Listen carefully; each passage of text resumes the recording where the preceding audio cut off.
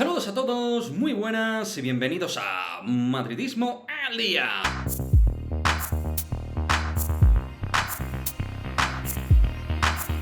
Victoria del Real Madrid 1-0 frente al Betis en tierra sevillana en un encuentro que podríamos catalogar de desigual por lo que vimos del conjunto madridista en la primera y en la segunda parte, ¿no?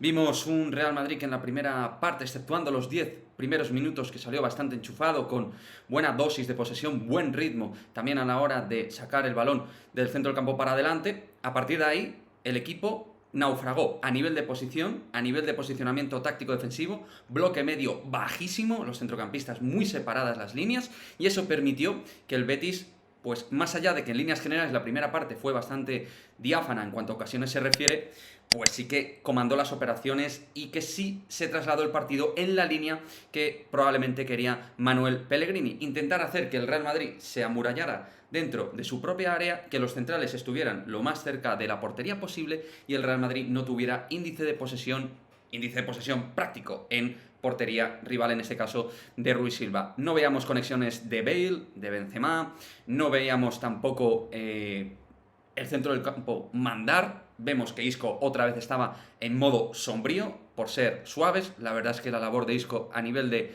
comandar las operaciones, de sacar el balón, le cuesta muchísimo. Nunca ha sido un jugador de ese perfil y en partidos de más exigencia como este se ha visto que realmente le costaba muchísimo al futbolista andaluz. Casemiro, gracias a Dios, fue de menos a más, que eso ahora en la segunda parte lo comentamos porque fue una de las claves por las cuales el Real Madrid mejoró a nivel colectivo.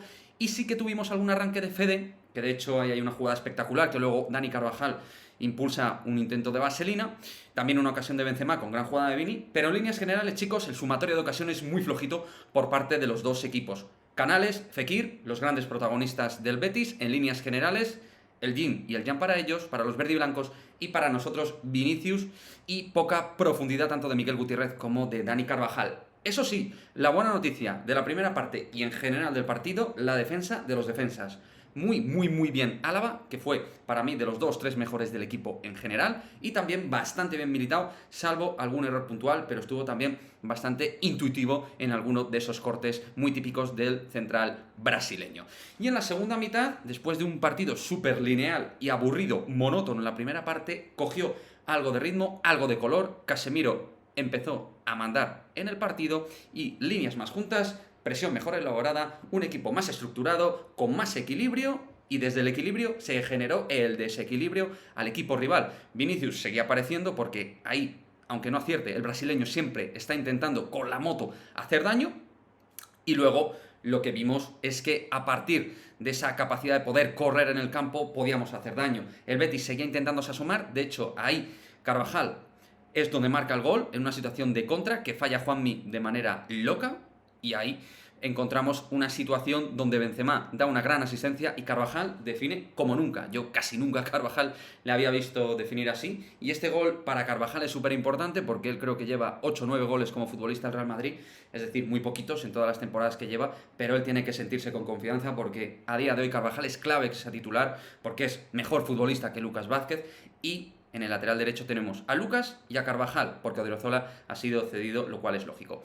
Y luego, también es verdad que el Betis se le hizo el partido ancho y largo. Creo que físicamente estuvimos mejor que ellos, creo que se desgastaron muchísimo en la primera parte, Canales estuvo muy poquito intervencionista en la segunda mitad. Guido Rodríguez no manejó el equilibrio táctico defensivo, el futbolista internacional argentino, y a partir de ahí pudimos correr, hacer algunas conducciones, entraría luego Asensio, Lucas Vázquez le dio un poquito de ayuda al sistema en ese lateral derecho a Carvajal. Luego es verdad que Miguel Gutiérrez tuvo que irse del campo y otra vez la defensa quedó un poquito de aquella manera, un poquito extraña, pero es un partido, chicos, para ser prácticos, sacar los 3 puntos, futbolísticamente mucho mejor en la segunda parte. Vimos minutitos de Hazard que dejó algún detalle, sin más. Ahora mismo Hazard está para detalles y poquito más. Vinicius merecidamente titular, para mí el mejor del frente de ataque, con permiso de la asistencia de Benzema, que hizo eso y poquito más. Muy desacertado el delantero francés en los fueras de juego, pero bueno, 3 puntos antes del parón. Por cierto, no me olvido de Hernández, agresión que no vio de Canales en la primera parte, perfectamente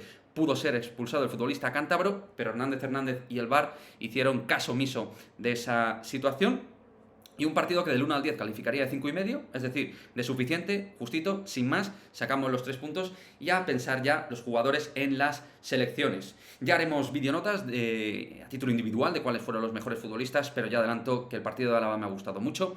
Casemiro, clave en ese centro del campo, creo que en el momento que empezó a tocar a 2 toques, a sacar el balón rápido, a no liarse demasiado, e incluso en las conducciones que se lió, las sacó bien, y luego estuvo con la segadora cortando de un lado para otro, haciendo que el Betis, Fekir y compañía aparecieran menos y de manera menos peligrosa. Prácticamente no recibimos ocasiones, un par de situaciones, sobre todo uno en el 96, donde Montoya, el lateral derecho del Betis, definió mal.